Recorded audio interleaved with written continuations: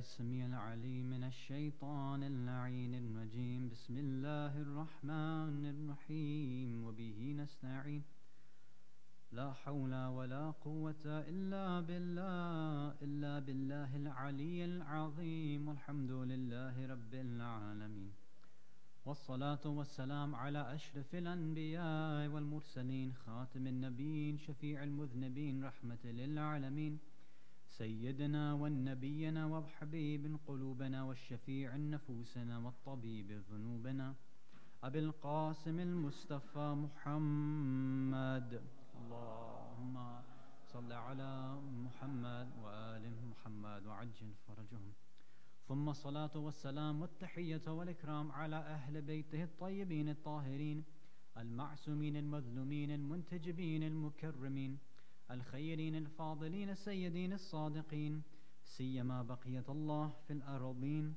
روحي وأرواح العالمين لتراب مقدمه الفدا الذين أذهب الله عنهم الرجس وطهرهم تطهيرا اللهم صل على محمد وآل محمد وعجل فرجهم ولعنة الله على أعدائهم أجمعين من الأولين والآخرين إلى قيام يوم الدين أما بعد. For the love of the Ahlul Bayt, especially Rasulullah, Imam Ali, Sayyida Fatima, Imam Hasan Hussein, and especially the Imam of the time, please send a loud salawat ala Muhammad wa ali Muhammad. Allahumma salli ala Muhammad wa ali Muhammad wa ajl. Mu'mineen, mu'minat, brothers and sisters in Islam and Iman, salamun alaykum jami'an wa rahmatullahi wa barakatuh.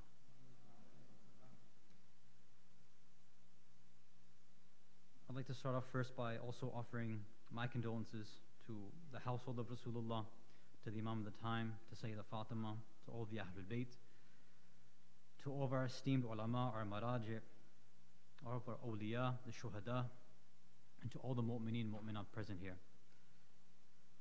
When the time of Muharram comes around, it's an interesting time for the Shia, because obviously it's a time when we mourn, right? So we're in a time of sadness. We're commemorating this event every year, but at the same time, and I'm sure all of you feel the same, our hearts yearn for this every year, right? It's almost as if as Muharram starts coming around, we get excited just a little bit, right? We want Muharram to come around. Whether it's because of the catharsis, whether it's because of the emotional attachment, the speeches, the spiritual changes and awakenings that we go through, there's something very beautiful and very powerful about the month of Muharram. So inshallah, I pray for all of you, for myself, that this becomes a very beneficial and spiritual experience for all of us, and that inshallah over these next 12 nights we can help one another grow in this way so that we can become closer to Allah, to the Ahlul Bayt, and become supporters of the Imam of the time, inshallah. Sallu ala Muhammad wa ali Muhammad. Allahumma salli ala Muhammad wa ali Muhammad. So okay, now because Brother Mohsen didn't finish his job, I have to clean up a little bit. So a few things I have to do some disclaimers, and then we'll go on to the topic, inshallah. So first, thank you very much for this community, for the invitation. It's an honor to be back. It's been about 6 years since I've been in Orlando. So some things have changed, some things haven't, but it's nice to see everybody again. This community has a very special place in my heart. I mean, Orlando is where I started my official Islamic studies when, as Mohsen was saying, when the Imam Ali Seminary by Maulana Beg was here, you know, I frequently visited IEC or HIC. It was between all the centers, and this is one of the few, like the first centers where I actually began, you know, speaking and starting discussions. So basically, this community was almost like a guinea pig for me. So it's helped me grow, inshallah. Now, I'm not promising that I've grown in 6 years, but inshallah, we'll see what happens. So, as Brother Mohsen was saying, so there's an institution in Qom, Jamatul Muntazim. They've been publishing a lot of different books. Specifically, the institution tries to connect our ummah, specifically those from the subcontinent, you know, desis, with the ulama that have been associated and kind of their names have been lost. So they've been producing a lot of books about biographies about certain ulama. In addition, there's some other books that they make as well. This one is a commentary on a famous aqaid book. Many of you might have heard it. It's called Bab Hadi al-Ashr by Ala Mahalli, rahmatullah alayh. This aqaid book is studied in the Hawza to this day, in Qom and Najaf all over. So this book is actually a commentary on it by Al-Fadl al-Miqdad. And the Sheikh here, Sheikh Abbas Raza, he's Indian and from the UK. So he's edited and annotated this book himself. The institution that he helps work with, their job basically is to try to mass produce and to publish all great Islamic works that maybe haven't been done before, that people haven't heard about, and to disseminate it in our ummah for free. But any of you who have studied economics knows that there's no such thing as a free lunch, right? So, although he's gifted so graciously these copies of the books, obviously we know that many of our communities are in need, right? So I brought a few copies here. I think there's about, I brought 6. So one, we wanted to donate to the library at the center over here for anybody to look at. And then 5 will be basically available for, we don't want to say sale, but for donation. Now, Mohsin was asking me for an amount, and obviously you can't put an amount on ilm, although some people try to put a price on it, but you can pay whatever you want.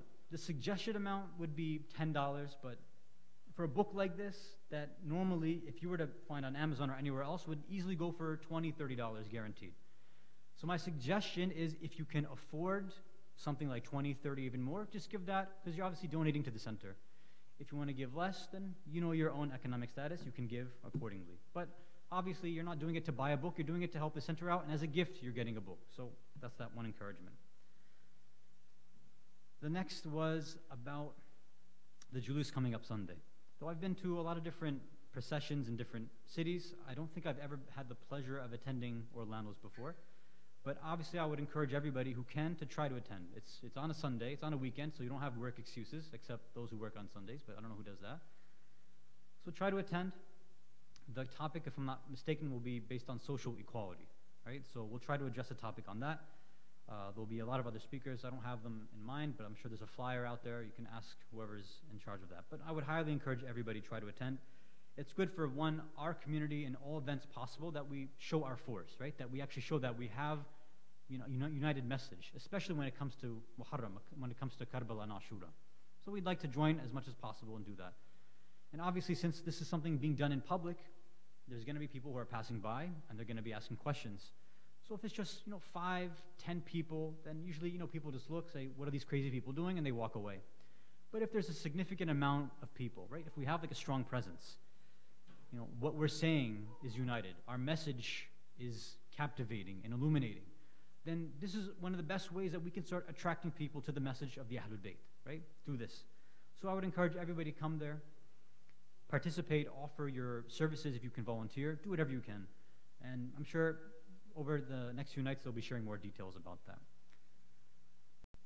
Last disclaimer I'm going to offer before we actually get to the topic tonight is that obviously I've been invited here so graciously, and I'll do what I can to serve this community here. Obviously, there's only so much we can do together in 12 nights, right? I'm not a miracle worker, and usually you need somebody to have constant attention in order to be able to help a community go through its various issues. The speeches that I've prepared here, they're suitable for a general audience, for different age ranges, different religious or educational backgrounds. So hopefully this will be something beneficial for everybody here.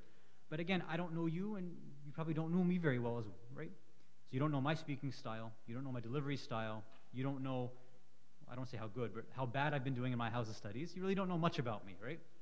So in the same way, I don't know much about all of you as well.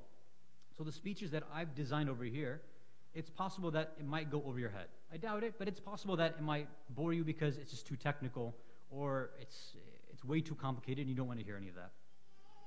It's also possible that it goes the other way, that this stuff is so elementary, so childish, so boring, things that maybe you've gone through in Saturday, Sunday school, or madrasa, wherever you've learned your basic Islamic tenets, and Hassan, we don't want to hear this stuff anymore. Can you do something else? The way that these next 12 nights are going to go is basically all dependent on you. I'm shifting the blame from me to you guys, and girls, and ladies, sorry, men, gentlemen, and ladies. If you have any feedback, any criticisms, positive, negative, whatever it is, I'd prefer negative. Whatever you have, just come and let me know. As Mohsin said, I'm a pretty easygoing guy. As long as you're not so harsh when you're talking to me, I might cry if you're too harsh.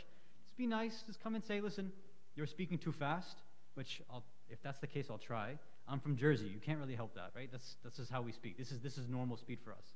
But I'll try to slow down. If you think that, again, the topic needs to change, If there's a specific topic you want addressed, whatever it is, I'll try my best to adjust. I can't make promises, but I'll do what I can if Allah provides the tawfiq, inshallah. Sallu ala Muhammad wa ala Muhammad.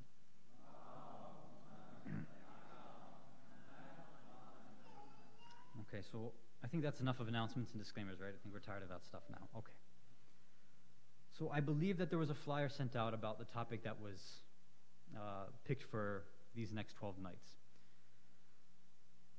The topic that we've titled it is From Muslim to Mu'min. So what does that mean? First, I want to start off with some introductory points. Logicians, those scholars of logic, refer to human beings as rational animals, حيوان ناطق. In science, we've learned that we are mammals, right? Or we usually are taught that we are animals. What type are we? We are mammals. But obviously, we know that there's some difference between us, human beings, and animals. So what are these differences? Well, there's one way to look at it from a very physical and materialistic perspective, meaning you can look at it based on body structure, you can look at it based on eating habits, sleeping habits, very kind of scientific, physical, empirical data. But for the most part, you won't find much difference between us and animals in that respect, right? We basically live to sleep, to eat, to procreate. And it's the same thing that animals basically do as well. So where our difference actually comes is for something immaterial, something ma'nawi or batani, something which is not zahir, something which is not apparent, something deep down within us. So again, scholars of logic will say that it's our nutq, us being natiq, us having the ability to rationalize, to think. If you want to put it in kind of akhlaqi terms, or more Islamic terms, they say that it's our ability to think about things in terms of our moral compass. We have the ability, when we're given a choice, to say, is this right or is this wrong? And then we have a choice in the matter of whether we want to do this or not. Where an animal will only see a physical benefit or a physical harm for it. If it's beneficial, it'll do it. If it's harmful, it won't do it. But we as humans add a moral compass and a moral component to that. And then on top of that, even if something is good, morally, we still have the choice to say, I don't want to do that. Or I do want to do that. It still lies with us, that free will component. The other thing that we have is our ability to increase our information in a different way. Now, animals can, to some degree, increase their information, not by much. There's obviously a difference of opinion among the scientists, but our curiosity, our kunjkavi, that's something different that other animals do not have. Our ability to take information that we already have, to recreate it, to reformulate it, to transform it and make new conclusions. This is something that only humans have. There's another ability that ancient Greek philosophers have focused on, as Aristotle called it, is our ability to individuate, or individuation. Or, if you want to put it in our layman's terms, it would be our ability to identify things and group them together. So what do we mean by that? Okay. When we see specific things in the external world, when we see things outside, what we can do is we look at its characteristics, we see its traits, we determine these things, and then we can start grouping it together with other things. What do we mean? So, okay, over here, I see a bottle that's got a liquid, it's got a cap, it's got all these different kind of functions and traits. Now, if I see any other thing, any other item with those same exact traits, then I can say, all right, these are the same things. These are both bottles. And any other time I see any other item with those same characteristics, those same traits, I group them all together. This is our ability to identify, to compartmentalize, and put things into groups, to identify these characteristics. And scholars say that animals do not have this ability. They most likely have only the ability to see things individually by themselves and not group them together and make these kind of group conclusions and group understandings. Now, what does this have to do with us? I want to come to this question about identity. Who are we? What are we? Or more specifically, if we want to turn this back in this time where individually we want to try to grow in these next 12 nights, or all throughout our lives, specifically in the month of Muharram. We ask ourselves, what am I? Who am I? Now imagine somebody asking us that question, right? You meet somebody new at work, at school, or at the center. They come to you and they ask you, okay, who are you? Usually that question, you're just going to respond with your name. Now imagine if they said, okay, what are you? Now what are the different ways that in our minds we think about? How would we answer a question like that? Somebody says, what are you? How am I going to answer? The typical way that you and I would answer is what? There's two ways typically. One would be we'd answer based on our ethnic backgrounds, right? If somebody says, what are you? You might say, well, I'm Pakistani, I'm Iranian, I'm Iraqi, I'm Lebanese, etc., etc. We go by the country we were born in and we identify with that. Another way might be your profession. What are you? I'm a doctor. What are you? I'm a teacher. What are you? I'm a lawyer. What are you? I'm a cat food taste tester. I don't know, whatever job you have. Based on your job, you give that answer. Now, what does this show? Some psychologists say that the way that we answer these kind of what questions, mahui type questions, will show two different things. One, it shows us what we feel is important in our lives, how we self-identify, and it can also show what we feel other people think is important as well. So, if I'm going to answer that I'm Pakistani, then to some degree, maybe even subconsciously, if not consciously, I'm saying that to me, my ethnic background, where I come from, is most important. That's why I'm telling you about that. Or I feel, well, you're probably looking for the answer about where I'm born. That's what you're asking. When you say, what are you? That's what you want to know. You want to know where I'm from. That's why you would answer with where your country of your origin. Or on the other side, if you answer with your profession, then deep down what you're saying is, career, money. These are the things which are most important in my life. Or these are the things which society deems important. That's why I'm trying to answer you like that. So, and what happens, this can go very negatively. Obviously, you know this. If somebody asks you, what do you do? Well, maybe if you have what we deem in society, quote unquote, as a nice job, well, I'm a doctor, I'm a lawyer, you might feel some pride in giving that answer. But let's say your job is not so white collar, maybe it's a blue collar job, and maybe you're not so proud of saying something like that. Not because of your own concerns, but because of other people's reservations, or because the way society has deemed certain jobs. And I don't want to mention specific things because it might not be appropriate, but we all know in our society, what jobs people think, are not so nice, which are not so polished jobs. So somebody might not be comfortable giving that answer of where they work, right? What happens then is that we get caught up in these types of labels. Now, how are we going to come down and do this? In psychology, there's this borderline personality disorder known as compartmentalization. What happens is, although we have this great gift of being able to categorize things and put them into groups, right, into group characteristics together, sometimes what happens is when we take these characteristics, unfortunately, we assign it to things when it should not be assigned. Now, what do we mean by that?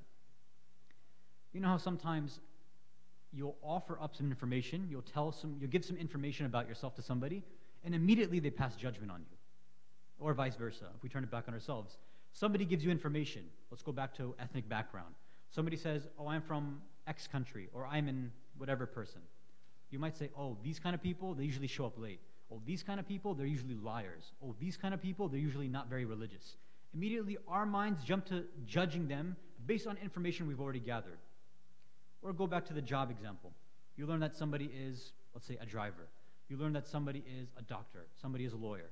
Based on what you've already gathered through your experience in life, you start making judgments about them, right?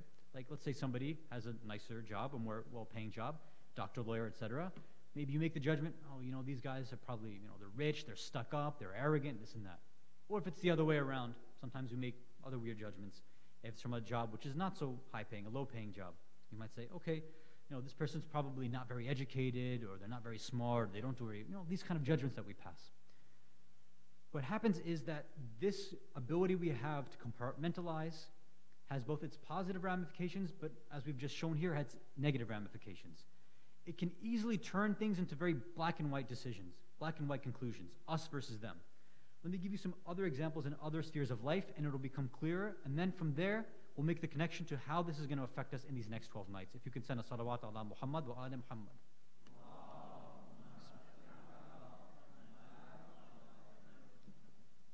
Okay.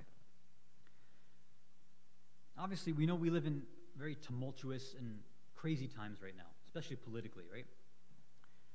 Sometimes in the workplace or at school, we get asked about our political beliefs, right?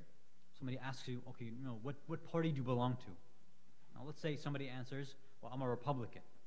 Now, what would be the judgment that we jump to right away? If somebody says to you, I'm a Republican, what are you probably going to say? Look, wait, he probably voted for Trump. He's probably a racist. He probably hates immigrants. He hates Muslims. He's a neo-Nazi. All these things start jumping in our minds right away, right? Isn't that true? If somebody would tell you that they're a Republican, that's probably what you would say. Now look at the other side. If somebody says they're a Democrat, again, now let's say a person's more right-wing leaning. So if you tell them, well, I'm a Democrat, they might say, oh, this person's probably pro-gay marriage, and they want to take money from us and redistribute it. They're maybe even a socialist. Again, judgments will just come into our mind. Now let's think about it in a religious context. Sometimes people use these specific adjectives to identify how they believe themselves to be religious. Like, okay, when you get into conversations, they might say, oh, I'm a liberal Muslim. I'm a progressive Muslim. Somebody says that, what happens? Again, judgments and characteristics come in our mind. Again, this person, he says he's liberal Muslim. They say that they're a progressive Muslim. They probably don't practice the basic tenets of Islam. They don't really know much about Islam. They're just following whatever they believe. On the other side, somebody says, oh, I'm a pretty conservative Muslim.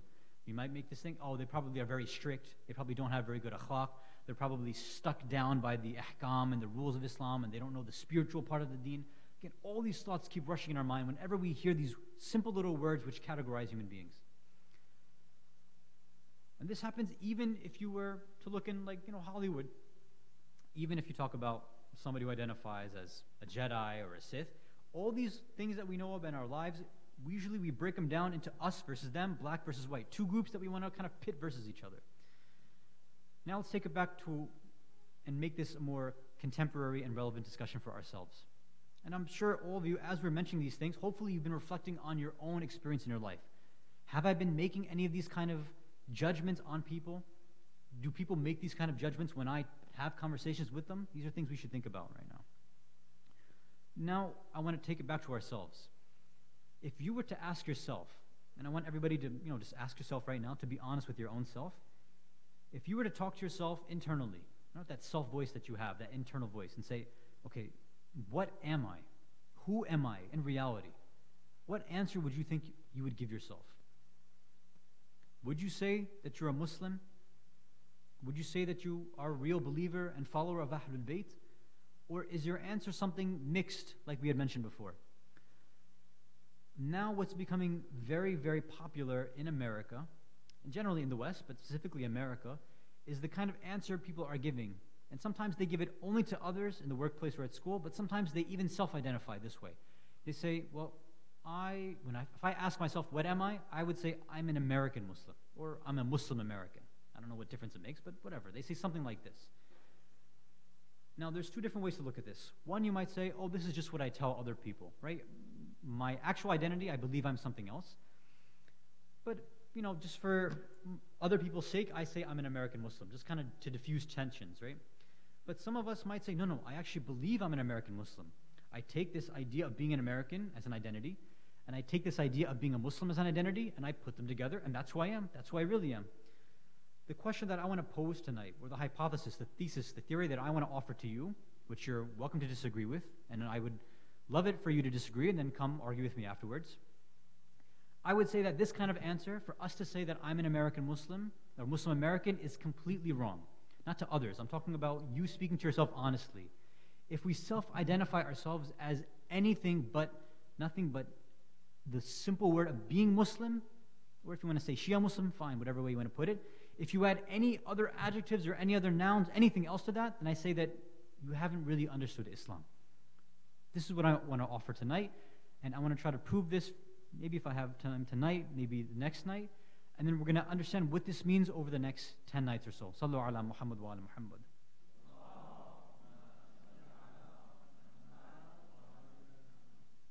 So I know right away some of you will just have this kind of reaction, knee-jerk reaction, say, why can't we be both? Why are you anti-American all of a sudden? This is what happens. You come study a few years in Iran, now you're anti-American all of a sudden? No, I'm not anti-American. I'm just offering up something that our self-identification, deep down, if you're talking to yourself, that you and I shouldn't be saying we are American Muslims. Now, I want to give you an offer and a reason why we can't say both. Now let's go back to this idea of identifying things. In logic, and generally in life, in the science of logic, whenever somebody asks you for information about something, if you want something to be identified, obviously you want the most useful, pertinent, concise information so you can figure out what that thing is. There's an unknown object. You want to understand what it is. You want somebody to say, what is this? Ma huwa? You want very basic, simple, essential information so you can understand what this item is, and then it can become known to you. Something goes from majhul to ma'lum. So for example, if I were to ask what this is, you would say water, or you might say water bottle, something very, very specific like that. If I ask you what this is, you would say, and I'll let you participate now. So what is this? Microphone, okay. If I ask you what is this, what would you say? A phone. You guys are so smart, mashallah, such a smart audience. Okay, we'll give one more so you feel good. What is this? Oh wow, you guys are geniuses. Okay, this is good. I know I'm making you feel like kids, but I don't know, because I typically like it to be a bit more interactive. I should have added that to my disclaimer. If at any point during the discussion you feel that something was unclear and you want to respond back, or you want to ask a question in the middle, I have no problem with that at all. You don't have to wait till a Q&A session later on, or you don't have to wait till after. If you're comfortable saying it in the middle, I have no problem with that. I don't think it's rude or anything. I mean, apparently, according to some of our historians, even during the times of the imams, people would go back and forth in the middle of a speech or in the khutbah. So if you want to do that, you're more than welcome to do that, right? Okay, with that aside. Now, back to this. Okay, so you all obviously answered. You said, okay, this is a microphone, this is a phone, this is a water bottle, this is a book. You gave very, very simple 1 or 2 word answers just to identify this stuff, right? Very simple. Now, how come when we asked this question, and you said this was water, why did nobody say, okay, it's American water? Why when we asked, is this a microphone, nobody answered, well, it's an American microphone, or if it was made in China, Chinese microphone. Or same thing for this phone. If it's LG, I don't know, I think it might be Korea. Oh, yeah, made in Korea. Nobody said that, oh, it's a Korean phone. Or nobody said that this book is, because it was published in Iran, is an Iranian book. Or nobody else offered anything else. All you said was, this is book, this is water, this is water, this is a phone, this is a microphone. You gave very basic information. You didn't add anything on. Why? Because you just wanted to get to the essential part of it. Now let me go a step deeper. If somebody were to ask you about the nature and the status of how we Shia, the followers of Ahlul Bayt, believe about the prophets and imams, about their ability to make mistakes or not. What we would say? We say that they were ma'sumin, right? They're infallibles. That's what we say. Why is it that when we were talking about the imams or the prophets, we never see something like, yeah, they were Arab ma'sumin? Have you ever heard anybody, any speaker, any alim, anybody in your life ever say, yeah, they were Arab ma'sumin? I've never heard anything like that. Or they were Arab prophets, or they were Arab imams. I've never heard their ethnic backgrounds. Now, as a side note, you might hear about the language they spoke, or as a side note, you might hear about some of the jobs they've done in their lives. Like we hear that, for example, Imam Ali alayhi salam would dig graves. Sallu ala Muhammad wa ala Muhammad.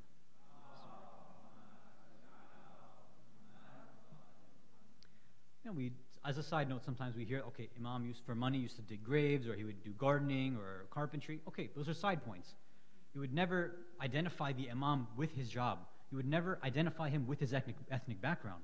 You would say he's an Imam, or he was a Ma'asum, information like that, or Amir al-Mu'mineen, these kind of titles which give information about who he was, essentially, in reality. What does that mean for us? The question again that I want us, as I'm sure you've figured out as we're moving forward, is when we say, if you're saying that you're an American Muslim, are you offering your real essential information? Or is there something unnecessary that we're adding in? Keep that in the back of your minds, and let's keep going forward. Sallu ala Muhammad wa ala Muhammad.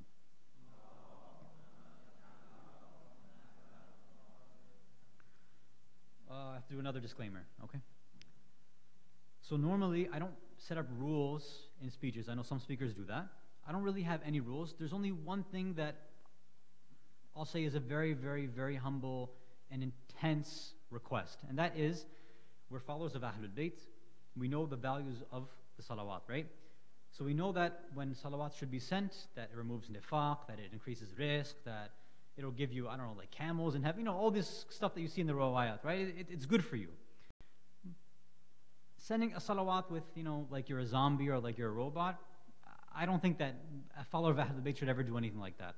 So my only request from all of you is that if we're going to send salawat, that, like they say, it should be salawat Muhammadi. So let's try again. Sallu ala Muhammad wa ala Muhammad. Allahumma salli ala Muhammad wa ala Muhammad. See, doesn't that feel better? Doesn't that feel nicer now? Yeah, okay. So do that every time. If not, then I'm going to treat you like kids and I'll say, no, we have to do a better one next time. Sallu ala Muhammad wa ala Muhammad.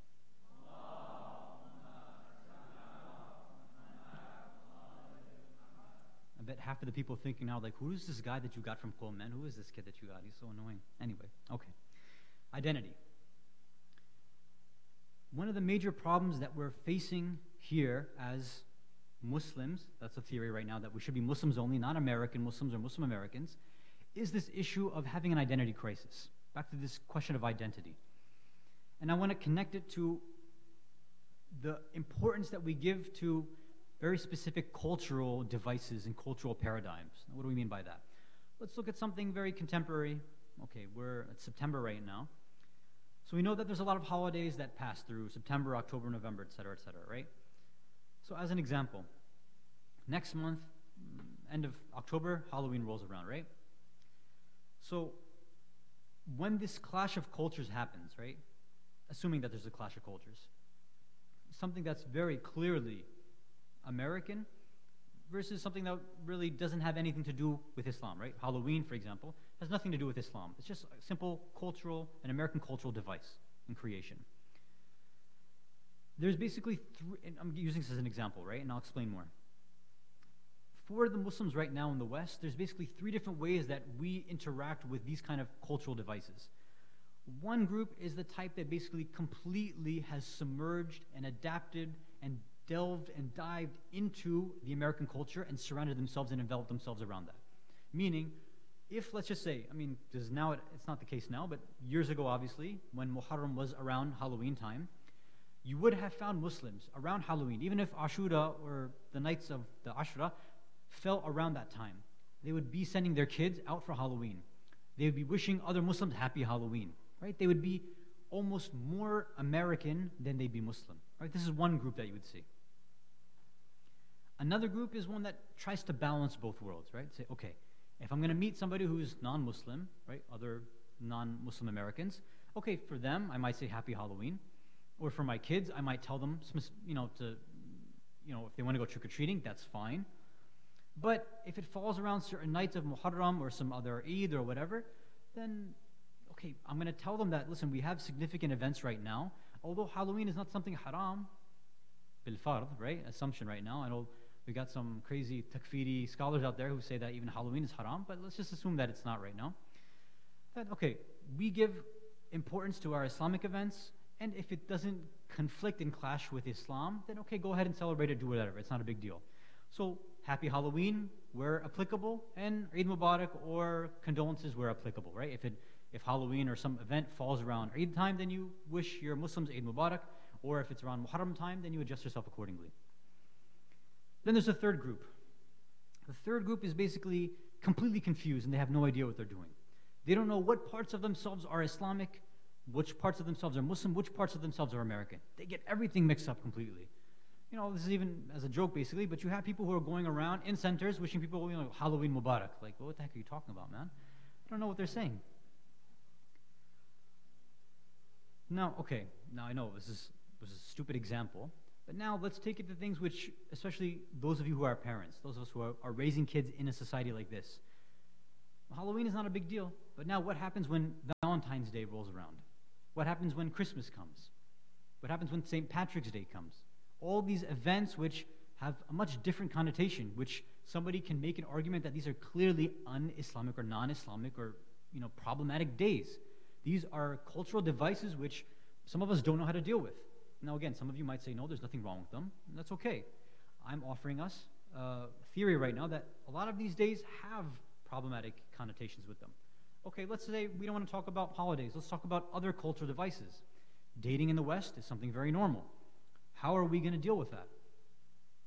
We're raising kids here. It's very normal now. Not even dating. Much worse than that. And those who know what happens in even elementary schools, unfortunately, know that there's a lot of crazy things happening right now in even elementary schools. How are we supposed to address that when the rest of society, the rest of the Western culture, is basically saying, yeah, there's no, kids, boys and girls doing this, that's okay, there's nothing wrong with that. Does our Islamic identity, if such a thing exists, does it have an answer to this? Does it have a problem with this? What does it say? What happens with gender interactions? Men and women mixing. Obviously, we can't control it in public schools for the most part, but what do we do in high school? What do we do in college? Should we allow our kids to sit with mixed study groups, or if they have to work on a project together, what do they do? When I was in high school, we had to do square dancing. That was mandatory for gym class. You had to square dance with other people, right? Do we write our kids notes to get them out of that? What do we do? Right? These are not so simple as Christmas and Halloween and all that now. These are specific issues. We can get even more difficult now, more controversial. What do we do with homosexuality? Where are we at? We're in Orlando. We know what happened, right, recently. And now it's getting even worse. Muslims are getting caught on all sides. And actually, even homosexuality is an issue which is probably even, some people might say, well, that's an old issue now. We're beyond that. Now we have to deal with issues where people are saying there's no such thing as gender anymore. You said there is no such thing as male and female. It's a social construct. I can identify myself and be whatever I want at any time of day. How is a Muslim supposed to understand this type of stuff? Somebody who's very, kind of ahkam-oriented might say, okay, we've got rules for being, for men, and we have rules for being women. Do we have rules for somebody who just one day says, I'm a man, and the next day says, I'm a woman, and the next day says, I'm fluid? Like, what do we do with that? And if people are saying, Islam is supposed to be this all-encompassing deen and religion of love and mercy and compassion, so aren't we supposed to accept everybody? Deen al-Rahmani biqawli ma'ruf. Some people say that. It's just a deen where everybody just throw them under our kisa, our cloak, and everybody's welcome. Whoever you are, just come on in. Where other people are saying, listen, if you don't follow this rule, this rule, this rule, if you don't identify like this, if you don't talk like this, then forget it, you're not a Muslim anymore, right? The more takfiri brand. And then for some of us, we might say, no, it's somewhere in the middle, right? Because it's always the politically expedient answer to say the moderate path is always the best path, which might not be the case. Right? My non-Muslim friends always used to say, whenever they would go out to drink, they would always, obviously harass me and say, you should come with us, it's not a big deal. And I'd say, no, I don't drink, obviously. So one of my friends said something, everything in moderation. I said, what do you mean everything in moderation? I said, do you actually live by that principle? Everything in moderation? I said, okay, you're using that for alcohol right now. If I said poison in moderation, heroin in moderation, would you still follow that? Suicide in moderation. Like, what kind of line is that, right? It sounds nice until you actually think about it for more than 5 seconds. Then it sounds really weird. All these kind of devices are being inculcated and indoctrinated and have been pumped into us. For those who have been raised here, we've been stuck with this stuff, right? I was born and raised here. Ever since the Paul Revere, lies and our dinners with Native Americans and this Thanksgiving, we've been fed with a lot of stuff since we've been here, since we've grown up here. There's a lot of baggage which we've picked up which we might not have understood whether it was actually Islamic or not. Think about other things which are on the tips of Muslims' tongues right now, which they tried to kind of insert into Islam without actually stopping and thinking whether this is an Islamic concept or not. Again, I'm not saying it is or it's not. I'm saying what's contemporary and what's controversial right now. This idea of freedom of speech, freedom of religion. Do concepts like this actually exist in Islam? If they do, is it the same way that they would exist in this country or in Canada or in Britain, or is it something different? How do we envision, the very controversial concept about an Islamic government? Is it the same way that we have a secular understanding of government here or in the West, or is this Islam something different? Or does this Islam adjust itself where necessary? These are questions which have been studied by our ulama, and they have various different answers. But the question is, what is our real identity? Our identity will basically feed and inform these kind of decisions. And as we go through these next few nights, what we're going to try to figure out is this. Based on the way that we identify ourselves, this will be the way that actually we're going to start answering all these questions and issues in our lives. Again, my theory and my hypothesis is this. If we're saying something like American Muslim or secular, you're adding any other adjective to the word Muslim, that means you're bringing in something foreign into Islam. And because of that, you're mixing Islam with something else. It's Islam mudaf. It's not mutlaq. It's not absolute pure Islam. There's something else that you've added in which doesn't belong there. And as we can see in this day and age, this is causing many issues. Back to the homosexual issue, right? After what had happened in Orlando, and any event that happens right now, Muslims will either come out and condemn homosexuality completely, right? They'll just say, homosexuality is banned, and they have this kind of harsh tone. On the other side, you see people who will change their filters to rainbow filters, right, for their profile pictures. And they'll say, I support LGBTQ rights and whatever. So you have people on both sides, both of them using Quran, both of them using Hadith, both of them using history, both of them offering quote-unquote rational arguments for what they're saying. How can we, as people who are trying to do what's right, trying to understand what Islam means, How do we start answering these questions? My idea, what I'm offering for these next 12 nights, is that this is going to be based on the way you really identify yourself. If we identify ourselves in a way that's tawheedi, which is God-centric, this will be the way that we can now properly investigate and answer and solve all the issues that come in our life, whether they're social, political, economical, spiritual, everything. If we connect ourselves to Allah properly, have at least a starting point, then from there, any sort of clash of culture, clash of civilization, any issue that comes up, we'd be able to solve, inshallah. Sallu ala Muhammad wa ala Muhammad.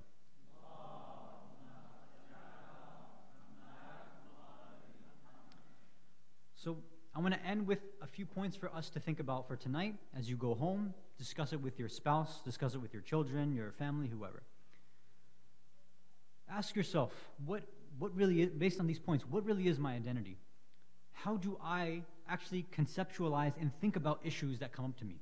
If somebody's going to come up to me at work or school and ask me, listen, you're a Muslim, how do you feel about me as, let's just say they're an atheist? Do you think I'm going to hell? Or if somebody asks you, well, I'm gay, or I identify as transgender, or whatever they say, what do you feel about me as a Muslim? Or if somebody asks you about punishments, that Islamic punishments that are there, what answer do you give them? Whatever it is, your identity, what do you really feel that is for your own self? Think about that, your true identity. Then ask yourself, is my identity focused on God? Does it have this focus in tamarkuz on Allah? Is it tawheed centric? Is it tawheedi, or is it something else? Ask yourselves this as well. Then, if you've been honest enough to yourself to say, listen, I don't think I have a purely Islamic, Muslim, tawheedi, God-centric identity. Okay, then ask yourself, okay, if it's not that, then what is it? What am I really focused on? And if I believe, and we should all know that, yes, obviously being a Muslim, being Islamic, being God-centric and tawheedi is the ideal, well, okay, how do I get that back? How do I get back to Allah? Is there a way over these next 12 nights or just throughout my life that I can start reconnecting to Allah? Can I rebuild this identity somehow? Or in these next 12 nights, if we want to put it in more of a relevant terminology, is there a way I can build a Husseini identity? The way that Imam Hussein alayhi salam, the shuhada, his companions, his family, the way that they were able to connect with Allah on that battlefield, through their thirst, through being oppressed and slaughtered and watching all of this dhulm and oppression in front of them, the way that they were able to maintain their connection, to say, Ma ra'aytu illa jamila. How can we ever get to a level like that? That where we just see tawheed and see Allah in everything? Can we build that? We'll try to solve that over the next few nights, inshallah. So as we think about these questions, what we're going to try to answer tomorrow is, why is it that us as Muslims who identify and who have love for Ahlul Bayt and who are trying to improve, why is it that we continually sin? We know the reasons. We know the rulings, like not to lie and not to steal and not to do ghiba and not to backbite and all these things, not to be rude and dismissive and insulted to other people. But we know we falter. Why is that? We'll try to answer that question. But why are we still sinning? The source of that. And then once we figure that out, we'll try to break down and see, is there a way we can solve this issue, essentially, going back to kind of a philosophical, spiritual disease within us that's pointing to why maybe we've lost our identity in the first place. So that'll be the next few nights, and we'll try to solve this issue. Sallu ala Muhammad wa ala Muhammad.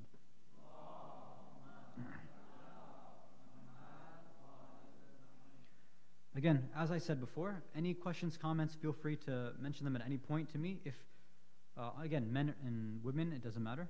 If you're uncomfortable or not coming to me directly, then feel free to tell anybody else, any of the members of the management committee, the board here. You can tell your spouse to tell me, whatever you feel comfortable with. If somebody just wants to email me or text me issues, you're welcome to do that as well. Whatever you feel. Again, my main point is that this has to be a two-way street, right? There's only so much I can do on my own, right? And obviously, you can tell I don't have oratory skill, right? There's many of the people who focus their lives on being good muballighin and, going through Toastmasters classes and all that stuff. I'm not a speaker. I know that, right? I'm not an alim. I'm just a student in Qom. That's it. I have gathered some information which I feel, it's been beneficial for myself. Hopefully, it's beneficial for all of you here too. If there's some way that you feel that we can improve together, then you just let me know. Have no ta'alluf, no takalluf, no ta'aruf, whatever you want, just let me know, inshallah. Sallu ala Muhammad wa ala Muhammad.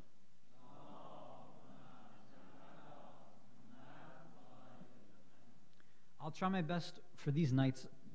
Tonight was an exception, obviously, because it was the first night. What I've gone through my limited experience in speaking is that usually people, whether kids or adults, usually lose focus after about 30 minutes. I try to have recently limited my speeches to about 30 minutes, and then from there I'll go on to a masa'ib. I've also had an opposite reaction in communities where I'll try to end a topic in 30 minutes and then go to musibah and masa'ib, and then afterwards people will say, you know what, you didn't open the topic enough. You needed more time. Whatever it is, again, you can let me know. If you feel that I'm taking too much time, you can let me know, and I'll try to cut it down. But most likely 30 minutes will be the very bare minimum that I'll try to do. But if you feel that on a specific night there's more that we can discuss, then again, let me know. And if I get general information about that fact that we should discuss some of these topics more in depth, then I'll try to add another maybe 5-10 minutes, not too much. And then, again, depending on if time allows it, I might cut a little bit from musibah, right? I follow in the lines of some of our ulama who have said that although the musibah and masa'ib is an essential part of the speech, right? We don't cut those things out, right? Like some people want to do. One of the main factors for these speeches in Muharram is that we come and try to figure out ways to improve ourselves. Both the beginning part where we discuss points about akhlaq or history or spirituality or philosophy, whatever we're talking about, this is basically one of the main cruxes and main focuses of these Muharram speeches. The musibah basically, not to kind of belittle the point, but is almost as if it's an icing on the cake, so to speak, right? It's something to kind of strengthen our hearts, to kind of add one final punch into the points that we've just heard. If you see in the kind of seerah, in the history and the way that our ulama in the past have done, some of our great ulama, for example, Shahid Mutahari, rahmatullah alayhi, and others, their musibah, the way that they would recite eulogy, wouldn't be more than 5 minutes at most. Sometimes they would recite a few lines and they would stop, right? I know that some people are very, very attached to the musibah and masa'ib part. I do it in English, I don't do it in any other language, so I apologize for that. And I'm not the type that sings it as well. I know people have tried to do that in English. Myself, I don't feel English is a very romantic language, so I don't do the whole singy recitation kind of thing. So I hope you weren't looking for that as well, so I apologize. Basically, what I will recite is an understanding of the history based on some sort of narrations. I'm not going to give you literal history book stuff because you know that history itself is a science. This is not a history lesson. You all know the history of Karbala, right? You've been coming to these majalis for years. You know what the history is. And if you'd like to go more in depth, there's plenty of books that our ulama have recommended and written that you can go read. These points which are mentioned at the end as the musibah, the masa'ib is basically for our hearts to humble, right? For us to maybe shed a tear or two if we can. Just so that our hearts attach and make this connection to our aql, to our intellect. Our intellect can only get you so far. The heart has to take that information that's in our minds and make it thabit, and make it established and firm-footed in there. So with that, again, I apologize. If you're looking for something very, very specific in the musibah and I'm not able to deliver, again, I apologize.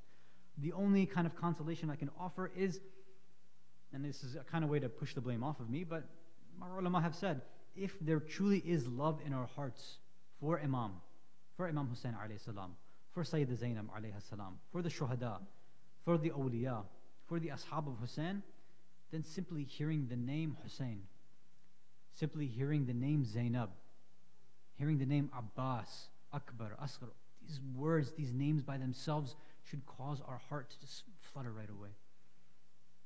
We've heard these stories before.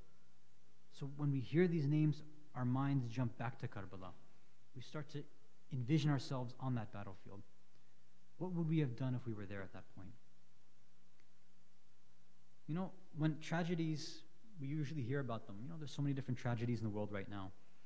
Obviously what happens in, for example, what's happening in Myanmar, or what's happening in, for example, Iraq, or what's happening in Syria, or all these different places throughout the world, Palestine, etc. When we hear the tragedy of other people, of oppressed people, our heart goes out to them. But there's something very specific about the tragedy of Imam Hussain, his musibah, and his companions, his family, that the love that people had for Hussain is something timeless. People, greats, have been crying for Imam Hussain and Karbala and Ashura from the beginning of time up until now. And this is a love, and this is a musibah that will never die. And we pray to Allah that He never removes this from our heart. And He gives us the tawfiq to continue this on year after year after year, to pass pass this to every generation possible and for us to spread this message to everyone who can benefit from this. They say that Imam Hussein's purification came from the tears of the Anbiya, according to some ulama. They say Hussein is somebody that every prophet had cried for. They said Adam and Hawa, alayhim salam, Jibreel came to them and told them what would happen to Hussein, and they began to cry. Jibreel would go to Nuh alayhi salam and tell him about what would happen to Hussein. He cried. He went to Zakaria and told him about Hussein. Zakaria cried. Ibrahim cried. Musa cried. Isa cried. Everyone hearing the story of Hussein began to shed tears. They say that, and this is something that none of us can understand, mu'mineen, mu'minat. They say that even before he came into this world, Hussein himself cried over himself. According to some narrations, Sayyidah Fatima came to Rasulullah once and said, Ya Abata, this child in my womb, I can hear him crying.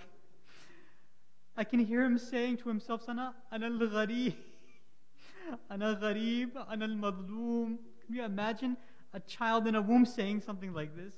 How can a mother handle a child in her womb saying, Ana al-gharib, Ana al-madloom? I'm a stranger, I am lost, I'm oppressed. Mu'mineen, mu'minat, azadat.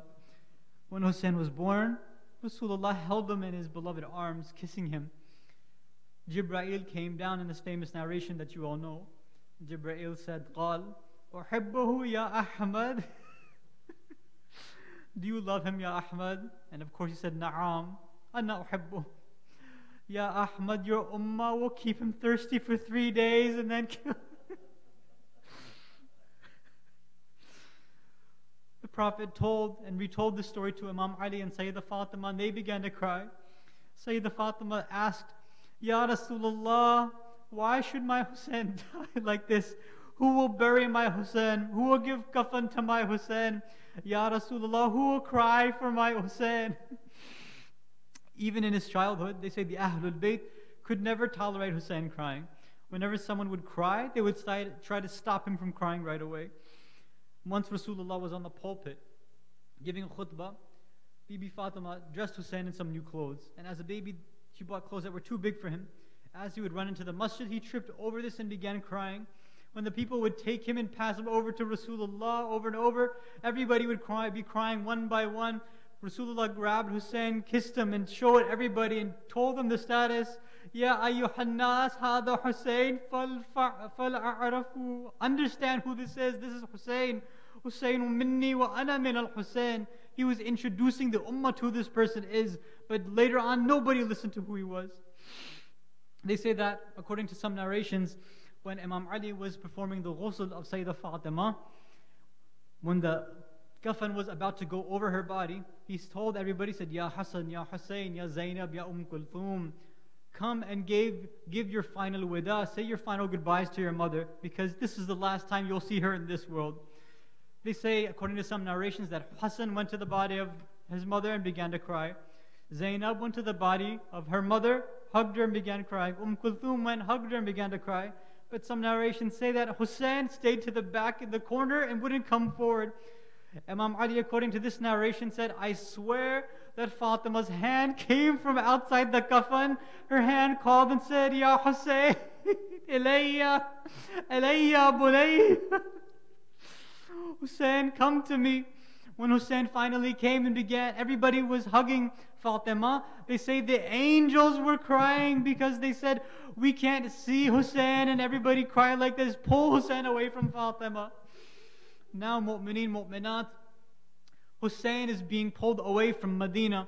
Hussein will be pulled away from Mecca. Hussein will be pulled away from Kufa. Hussein will be pulled away from Karbala. He will be taken and paraded. His head will be taken from Karbala to Kufa to Sham.